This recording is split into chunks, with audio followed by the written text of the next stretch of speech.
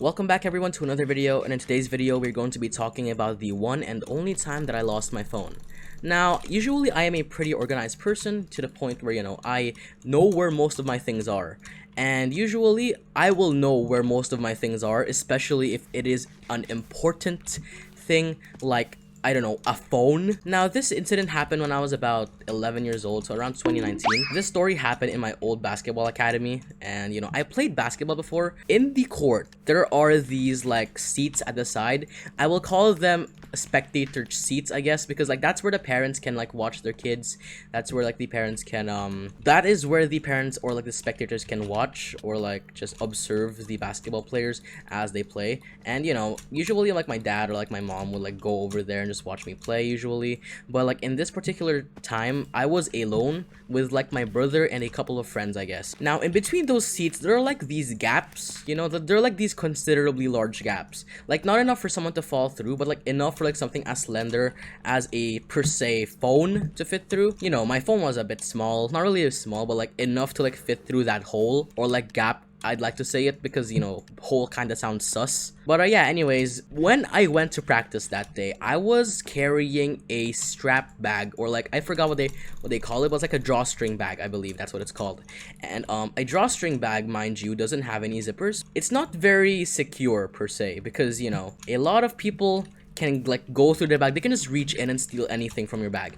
And since it was like a sports, like a gym type basketball court, I kind of thought it was okay to bring that, because like I think that was like the only other bag I had other than my my other backpack, which had a zipper, but it was kind of tattered, so I didn't really want to bring it. And I kind of like brought that for like a couple weeks, and I didn't lose anything, especially in my phone. Oh gosh. I lost my phone in between those gaps. So like usually the players would like put their backpacks on like those seats. Usually like they'd usually be like vacant. They'd usually be like not occupied, since who wants to watch like a couple of kids mess around playing basketball? And well, yeah, I guess nobody really. So yeah, I just left my bag there just like everybody else, left my tumbler there, left all of my belongings there. And well, I'm fairly sure that like the drawstring bag wasn't very secure or like fastened enough, because I'm fairly sure that my phone fell out. And I don't know if I can confirm this though, but I'm fairly sure that's like the only logical reason I can think of. Oh god, that day I left my bag there, and I'm presuming that the phone fell out, and I didn't really realize it until like when I got home.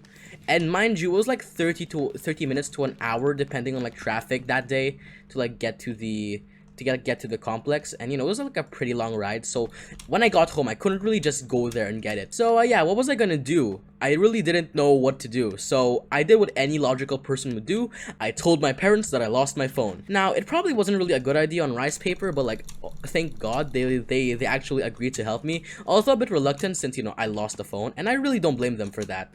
Now we called some people from like the sports complex, basically saying like, hey, my stupid child lost his phone, and it's pretty precious to him aside from his anime body pillow.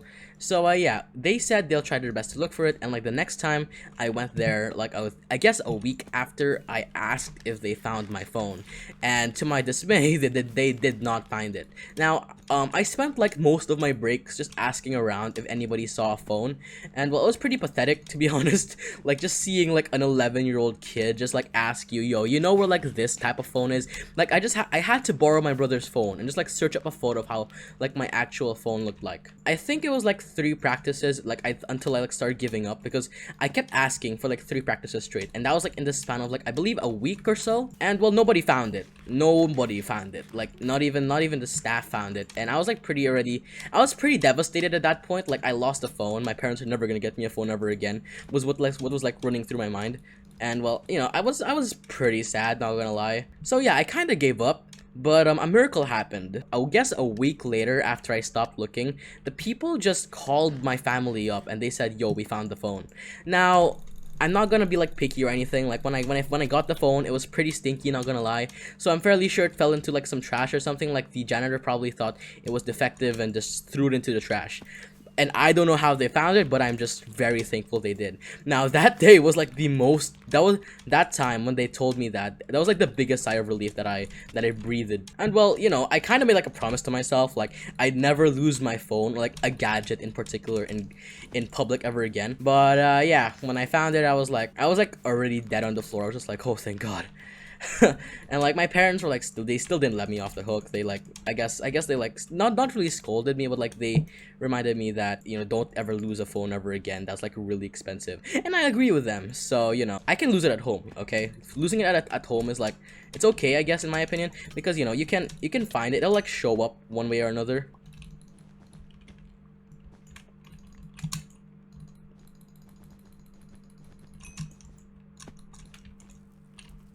But yeah, that's like the story of how I lost my phone.